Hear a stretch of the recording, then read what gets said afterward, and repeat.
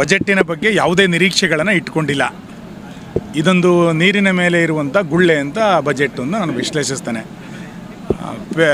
ನೀರಿನ ಮೇಲೆ ಪೇಪರ್ ದೋಣಿ ಹೋದಾಗ ಎಷ್ಟು ದೂರ ಸಾಗುತ್ತೋ ಅಷ್ಟೇ ರೀತಿಯಾದಂಥ ಅನುದಾನಗಳು ಈ ರಾಜ್ಯ ಸರ್ಕಾರದಿಂದ ಸಿಗಲಿಕ್ಕೆ ಸಾಧ್ಯ ಇದೆ. 3 ವರ್ಷದ ಅವಧಿಯಲ್ಲಿ ಯಾವ ಅನುದಾನವನ್ನು ಕೂಡ ಯಾವ ಜಿಲ್ಲೆಗೂ ಕೊಟ್ಟಿಲ್ಲ, ಕರಾವಳಿಗೆ ಬಿಡಿ, ಯಾವ ಜಿಲ್ಲೆಗೂ ಕೂಡ ಕೊಟ್ಟಿಲ್ಲ. ಸಂಪೂರ್ಣವಾಗಿ ಅಭಿವೃದ್ಧಿಯನ್ನು ಮರೆತಿರುವಂಥ ಸರ್ಕಾರ ಇದು. ಮತ್ತು 2 ವರ್ಷದಲ್ಲಿ ಯಾವುದನ್ನು ಬಜೆಟ್ನಲ್ಲಿ ಘೋಷಣೆ ಮಾಡಿದ್ರೋ ಅದನ್ನು 50% ಅನುಷ್ಠಾನ ಮಾಡಲಿಕ್ಕೆ ಆಗದಲ್ಲೇ ಇರುವಂಥ ಸರ್ಕಾರ. ನಾವು ಅದನ್ನು ಅಧಿವೇಶನದ ಸಂದರ್ಭದಲ್ಲಿ ಚರ್ಚೆ ಮಾಡೋರಿದ್ದೀವಿ. ಹಾಗಾಗಿ ಈ ಸರ್ಕಾರದ ಬಗ್ಗೆ ನಮಗೆ ಯಾವುದೇ ನಿರೀಕ್ಷೆಗಳಿಲ್ಲ. ಆದರೂ ಕೂಡ ನಾವು ಜಿಲ್ಲಾಡಳಿತಕ್ಕೆ ಹೇಳ್ತಾ ಇದ್ದೇವೆ, ಪಶ್ಚಿಮ ವಾಹಿನಿಗೆ ಇಂದಿನ ಎಲ್ಲ ಸರ್ಕಾರಗಳು ಕೂಡ ಪ್ರತಿ ವರ್ಷ 500 ಕೋಟಿ ರೂಪಾಯಿ ಅನುದಾನವನ್ನು ಕೊಡ್ತಾಯಿತ್ತು. ಪ್ರವಾಸೋದ್ಯಮಕ್ಕೆ ವಿಶೇಷವಾದಂಥ ಒತ್ತನ್ನು ಸರ್ಕಾರ ಕೊಟ್ಟಿತ್ತು. ಅದನ್ನು ಮುಂದುವರಿಸಬೇಕು. ಮತ್ತೊಂದು ಮೆಡಿಕಲ್ ಕಾಲೇಜನ್ನು ಸರ್ಕಾರ ನಮ್ಮ ಜಿಲ್ಲೆಯಲ್ಲಿ ಪ್ರಾರಂಭ ಮಾಡಬೇಕು ಅನ್ನುವಂಥ ಮನವಿಯನ್ನು ಈಗಾಗಲೇ ನಾವು ಕೊಟ್ಟಿದ್ದೇವೆ. ಸಿದ್ದರಾಮಯ್ಯನವ್ರದ್ದು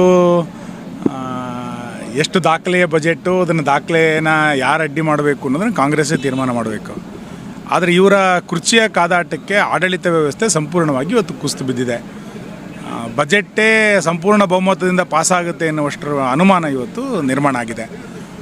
ಬಜೆಟ್ ಸಂದರ್ಭದಲ್ಲೇ ಶಾಸಕರುಗಳು ಡೆಲ್ಲಿಗೆ ಹೋಗ್ಬಿಡ್ತಾರಾ ಅಥವಾ ಫಾರಿನಿಗೆ ಹೋದಂಥವ್ರು ಬರಬೇಡಿ ಅಂತ ಇನ್ಯಾರು ಸೂಚನೆ ಕೊಡ್ತಾರಾ ಗೊತ್ತಿಲ್ಲ.